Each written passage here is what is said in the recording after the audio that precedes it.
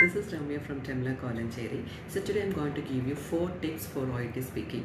ആദ്യത്തേതെന്ന് പറയുന്നത് role of the examiner. You just want to understand the role of the examiner before you start the role play card. Like whether the examiner is the patient or the bystander. അത് നിങ്ങൾ ആദ്യം മനസ്സിലാക്കണം.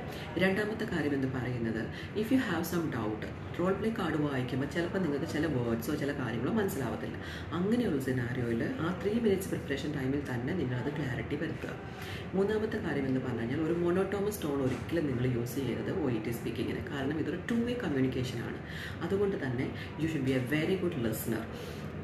അത് like you just want to collect information. Okay, you just want to collect information from them and you should listen to them carefully. അവർക്ക് എപ്പോഴും priority കൊടുക്കുക. നാലാമത്തേതെന്ന് പറയുന്നത് in between ചിലപ്പോൾ നമുക്ക് നല്ല ഫ്രേസസ് യൂസ് ചെയ്യേണ്ട വരും. കാരണം നമ്മൾ പറയുന്നത് അവർക്ക് മനസ്സിലാവുന്നുണ്ടോ, whether they have some doubts, ഇങ്ങനെയുള്ള കാര്യങ്ങൾ ഇടയ്ക്കിടയ്ക്ക് ചോദിക്കേണ്ടി വരും. അപ്പോൾ സെയിം ഫ്രേസ് തന്നെ റിപ്പീറ്റ് ചെയ്യാതിരിക്കാൻ ശ്രമിക്കുക.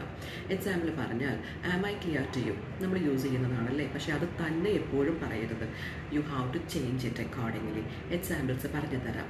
Have I made everything clear ചോദിക്കാവുന്നതാണ്. അതുപോലെ തന്നെ ഡസ് ദാറ്റ് മേക്ക് സെൻസ്, അതല്ലെങ്കിൽ വേറെ ഒരെണ്ണം പറഞ്ഞാൽ is there anything you don't quite understand. അപ്പോൾ ഇതുപോലെയുള്ള ഫ്രേസസ് മാറി മാറി ചോദിക്കുന്നതായിരിക്കും ബെറ്റർ.